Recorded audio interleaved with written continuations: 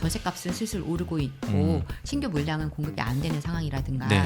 이러한 자리들은 우리가 조금 눈여겨볼 필요가 있다라고 생각하는 거예요. 지방을 버릴 수는 없는 환경이거든요. 지방 버리면 큰일 나죠. 큰일 나잖아요. 네. 그러니까 원래 지방 저가주택의 취득세 중과 기준이 원래 1억이었는데 맞습니다. 네. 요 1억을 2억으로 해주겠다 이러면은 지방에도 조금의 거래량들이 살아나지 않을까라는 좀 생각이 있는데 뭐 이제 그거는 지켜봐야 되겠지만 근데 지금 좀 요거랑 더불어서 얘기를 좀 드릴 게 지금 세종시 같은 경우가 정말 크게 올랐다가 제일 처음에 선두주작으로 빠졌다가 그쵸. 또 뭐 남들 비빌 때 조금 오르다가 또 뒤늦게 또 빠졌다가 지금 이제 네.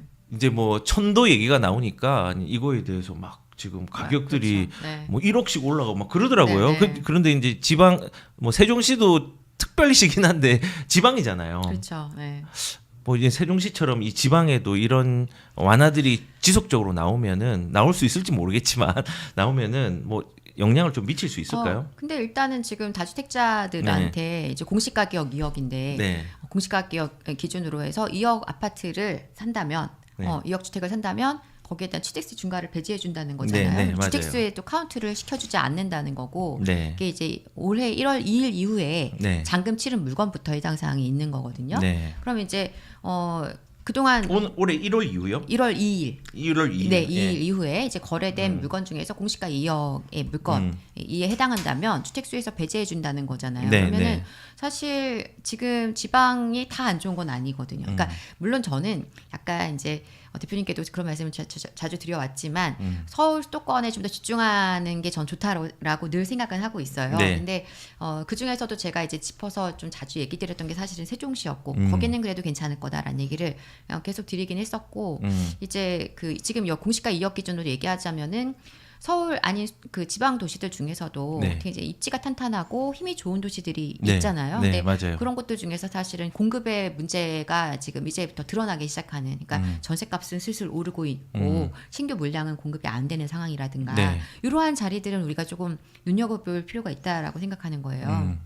그러니까 우리가 지방을 좀 약간 지방의 가치를 깎아서 보게 되는 이유가 당장 서울 수도권의 가치는 계속 올라갈 수 있는 환경이지만 인구가 자꾸 줄고 하면 뭐 소멸 도시도 나온다고 하고 이러다 보니까 지방의 가치가 계속 올라갈 수 있을까에 대한 약간 이제 의문이 사실 있는 거거든요. 그러니까요. 그렇긴 한데 그런 중에서도 예를 들어서 뭐 지금 부산은 슬슬 분위기가 좀 달라지고 있고 부산이 네. 워낙 뭐 전문가시니까 그리고 이제 뭐 울산도 제가 네. 볼 때는 되게 좋은 지금 약간 기회의 시점이라고 보거든요. 전세값 되게 많이 올라가고 네, 맞아요. 있고. 전세가 울산이 먼저 움직였더라고요. 네, 부산보다. 많이 움직이고 있잖아요. 그래서 울산 같은 경우에는 지금 볼 때 제가 볼 때는 좋은 요지의 입지들 중에서 이제 신축은 좀 가격이 무거우니까 약간 입지 좋은 구축, 뭐 준신축 이런 것들을 잘 선별하시면 좀 괜찮은 가격에서 선택지를 좀 고르실 수 있을 것 같고 전세가 어느 정도 받쳐주고 계속 오르고 있는 지역들 중심으로 본다면 그런 것들 가능할 것 같고요. 네. 그다음에 또 이제 약간 더 본다면 뭐 충북 같은 경우에도 제가 볼 때 되게 좋은 충주라든가 좋은 기회들이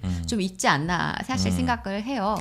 그래서 그런 부분을 좀 챙겨 보신다면 지방도 근데 이제 아주 장기적인 관점보다는 지금 이렇게 어떤 혜택을 주는 시점에서 이걸 활용하시는 전략으로서 매력이 좀 있다는 것이고 또 하나는 이제 정부가 지금 차기 정부가 어떻게 될지 모르겠지만 지방을 버릴 수는 없는 환경이거든요. 지방 버리면 큰일 나죠. 큰일 나잖아요. 네. 그러니까 지방에 대한 어떤 활성화 정책은 꼭 나올 수밖에 없다라고 사실은 어떤 정권이 이제 다음 정권이 되더라도 이거는 무조건 할 수밖에 없는 일이라고 생각을 했었기 때문에 당연한 수순으로 그렇게 갈 수밖에 없다고 보기는 해요.